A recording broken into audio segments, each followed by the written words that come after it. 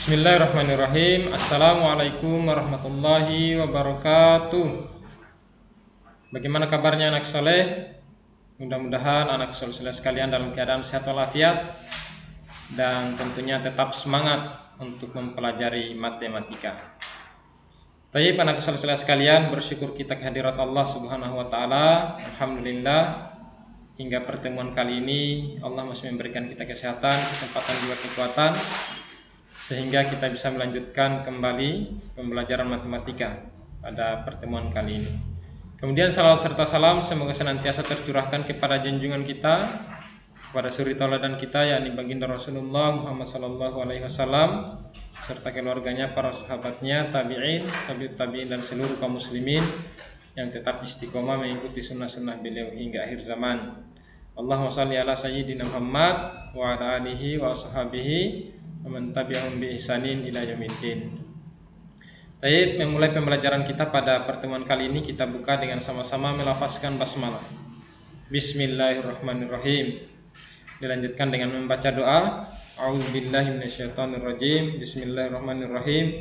Rabbana zidna ilman warzuqna fahma, ya Allah, tambahkanlah ilmu kepada kami dan berilah kami pemahaman yang baik. Amin ya rabbal alamin. Baik, kita lanjutkan pada pertemuan ke-17 ini ya, kita telah memasuki poin baru ya, di bab 5, yaitu menafsirkan sajian data ya. Ini adalah materi terakhir kita. Jadi di bab 5 itu mengenai pengolahan data itu kan ada 3 poin ya, poin besar ya, ada 3 subbab ya, yaitu mengumpulkan dan membaca data, menyajikan data, kemudian yang terakhir menafsirkan data, menafsirkan sajian data. Yang poin A dan B ini sudah selesai, kita sudah selesai bahas. Ya, yang akan kita bahas pada pertemuan kali ini adalah poin C, yaitu menafsirkan sajian data. Ya, adapun tujuan pembelajaran kita dengan menyimak penjelasan guru, anak soleh dapat menafsirkan sajian data. Ya, diharapkan setelah nonton video ini anak soleh sekalian sudah bisa ya menafsirkan sajian data ya. Baik, langsung saja ya, menafsirkan sajian data ya.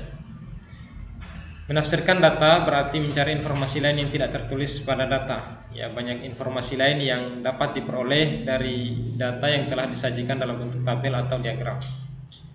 Ya, jadi menafsirkan sajian data itu maksudnya ya, ketika diberikan suatu data kita bisa membaca informasi ya selain daripada data yang sudah disajikan ya, atau kita membaca informasi ya dari data itu yang tidak tertulis ya, tidak tertulis di dalam data tersebut ya.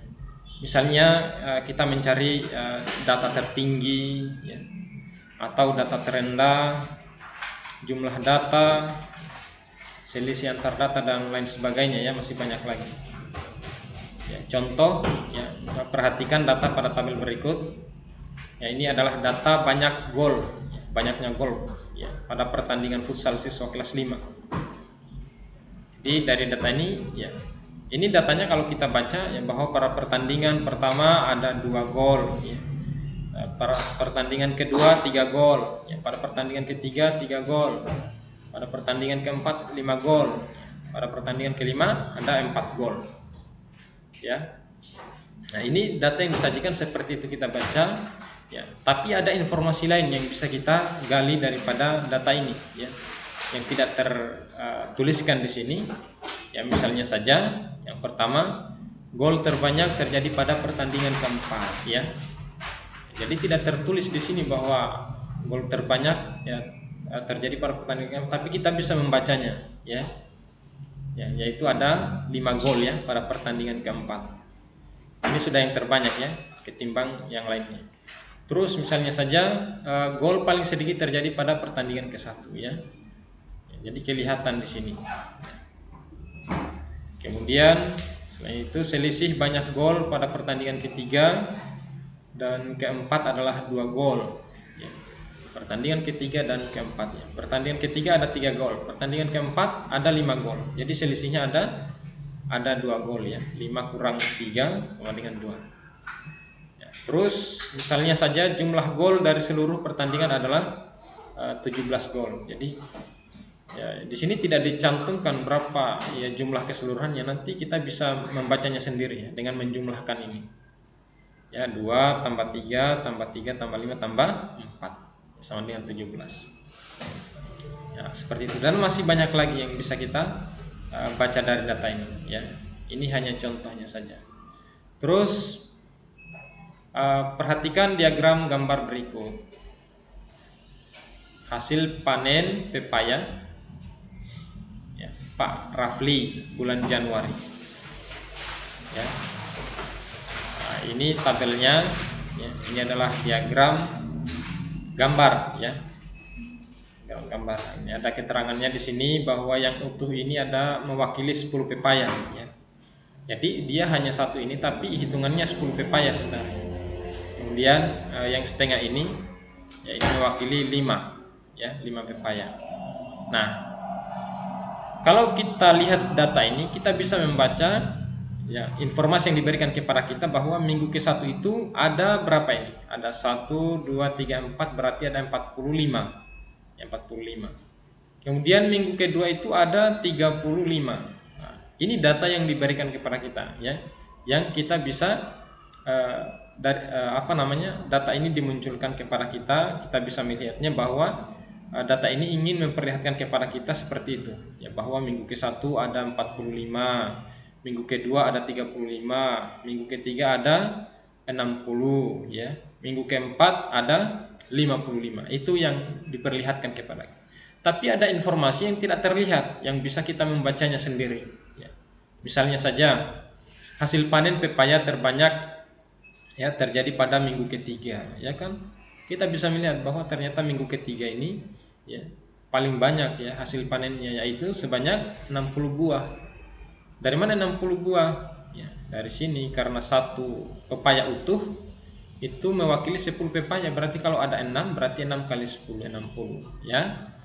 Terus hasil panen pepaya paling sedikit ya terjadi pada minggu kedua ya, kelihatan ya ada 35. Terus jumlah panen pepaya pada bulan Januari ya, yaitu sebanyak 195 ya. Jadi dijumlahkan semuanya ya, bulan Januari ya. Jadi ini kan minggu 1 2 3 4, tapi bulan ini selama bulan Januari. Jadi jumlahkan semua ada 195 buah.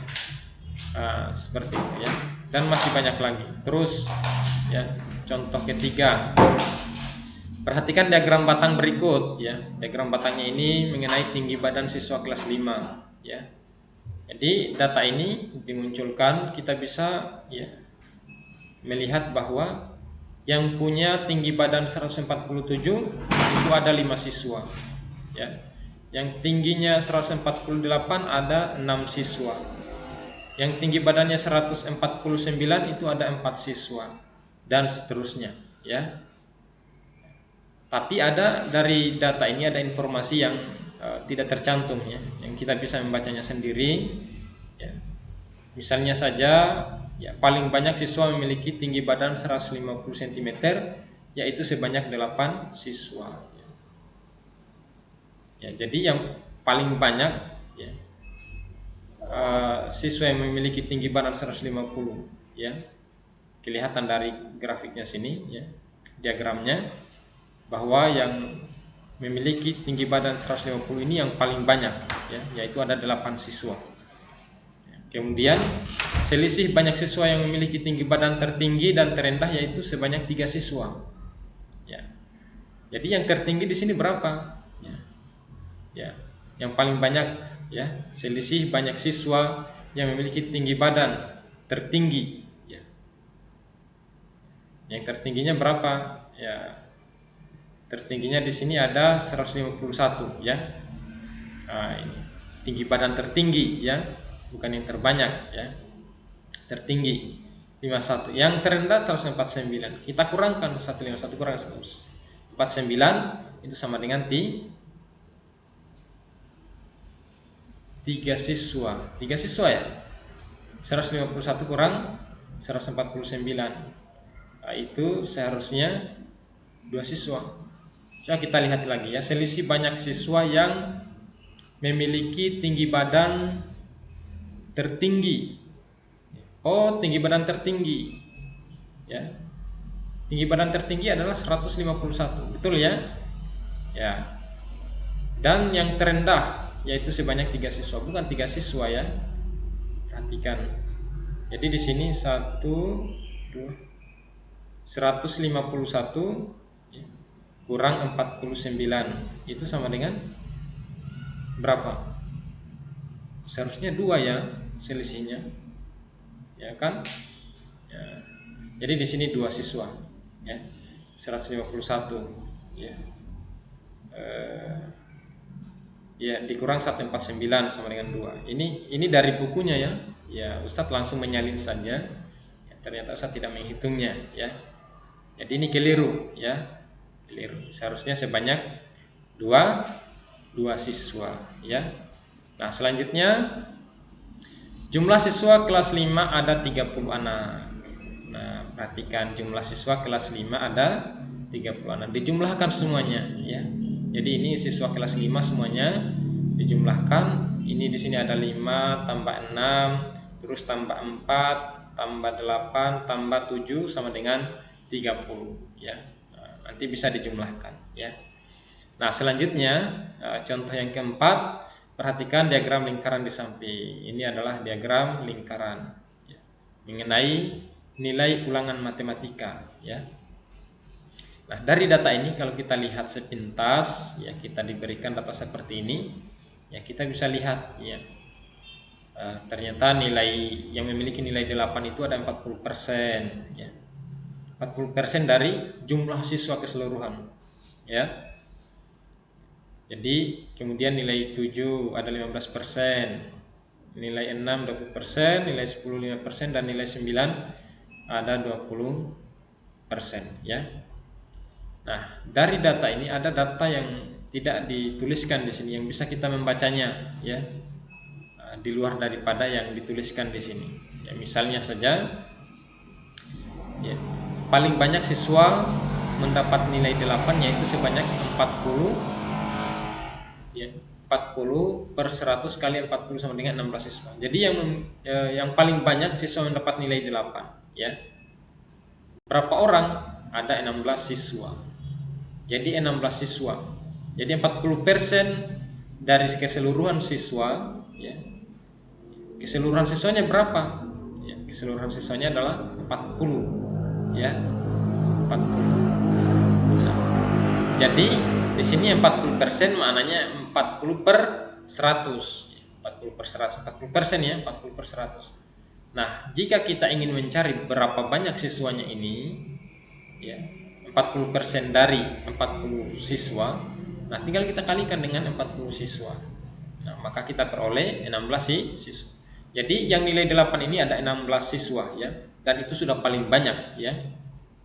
Paling banyak siswanya mendapatkan nilai 8. Kemudian ya, paling sedikit ya, siswa mendapat nilai 10. Nilai 10 yang dapat nilai 10 ada 5%. Nah, 5% dari 40 atau 5 per 100 kali 40 itu sama dengan 2 siswa ya. Terus ya, siswa yang mendapat nilai 6 dan 9 ya, nilai 6 dan 9 sama ya, 20% ya, sama banyak ya. Jadi kelihatan di sini 20%, 20%. Sama banyak, yaitu masing-masing sebanyak 20 per 100 ya, 20% ya, 20 per 100 kali 40 ya, kali keseluruhan siswanya 40 sama dengan 8 siswa. Jadi yang dapat nilai 9 itu ada 8 siswa, yang dapat nilai 6 juga ada 8 siswa ya. Nah, sekarang untuk nilai 7-nya juga bisa kita cari ya. Yang memiliki nilai 7 itu ada berapa siswa? Ya, karena sudah dicari semuanya tadi, tinggal nilai 7, maka kita bisa jumlahkan semuanya. 16 tambah 2 ya.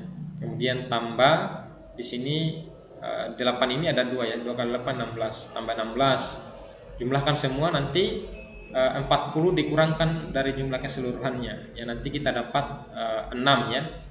Atau bisa kita cari secara langsung. 15 per 100 kali 40 ya. Nah, maka kita akan dapatkan nilai 6 ya. Nah, itu anak saudara sekalian ya. Yang terakhir ya, contoh kelima, perhatikan diagram garis di samping. Ini diagram garisnya mengenai siswa lulusan SDIT Al-Qalam ya. Misalnya itu contoh ya. Nah, perhatikan.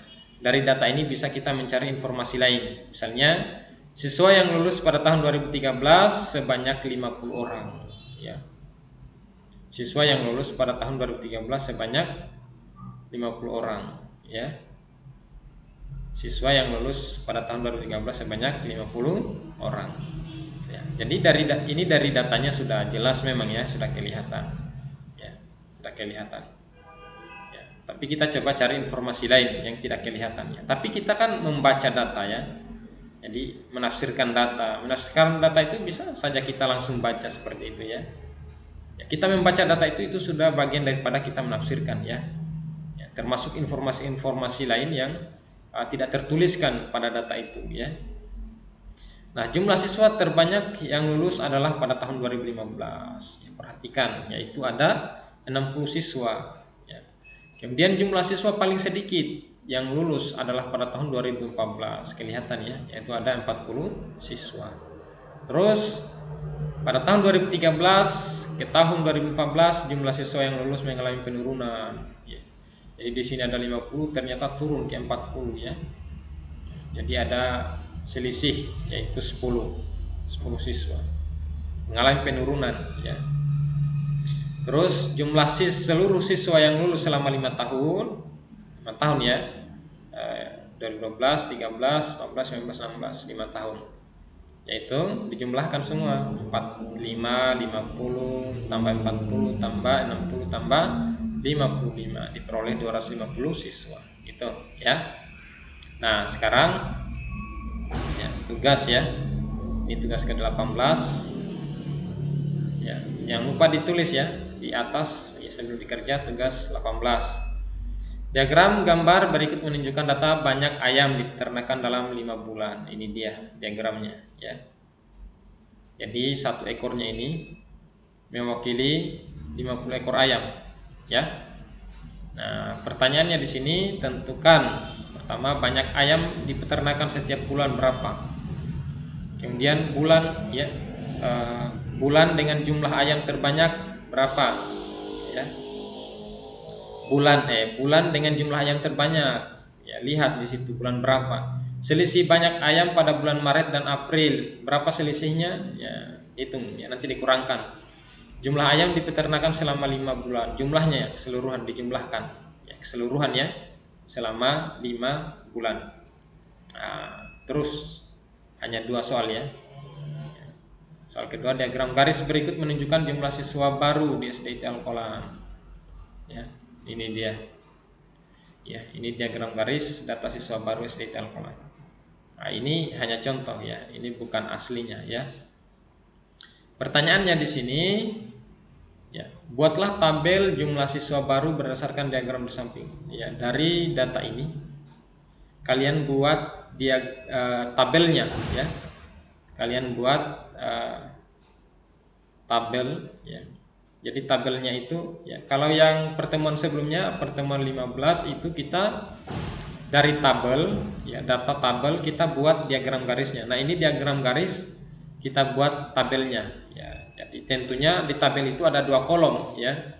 Kolom yang pertama adalah kolom tahun, kolom yang kedua adalah jumlah siswa. Jadi di kolom tahun itu nanti tuliskan tahunnya 2010, 2011 ya, ke bawah. Kemudian nanti dilihat dari datanya 2010 itu ada berapa siswa gitu ya. Nah, itu bocoran sedikit. Kemudian poin B, pada ya, pertanyaan berikutnya, pada tahun berapakah SDIT Al-Qalam menerima siswa baru paling banyak? Nah, kelihatan ya. Kemudian berapa jumlah seluruh siswa baru yang diterima di SDIT Al-Qalam selama 7 tahun tersebut, dijumlahkan keseluruhan. Ada berapa siswa? Saya kira itu anak saudara sekalian untuk pembelajaran matematika pada pertemuan kali ini. Lebih dan kurangnya Ustaz mohon maaf. Tugasnya dikerjakan dengan sebaik-baiknya ya. Kita akhiri dengan sama-sama kita membaca doa kafaratul majelis. Alhamdulillahirabbil alamin. Subhanakallahumma wa bihamdika asyhadu an la ilaha illa anta astaghfiruka wa atubu ilaik. Assalamualaikum warahmatullahi wabarakatuh.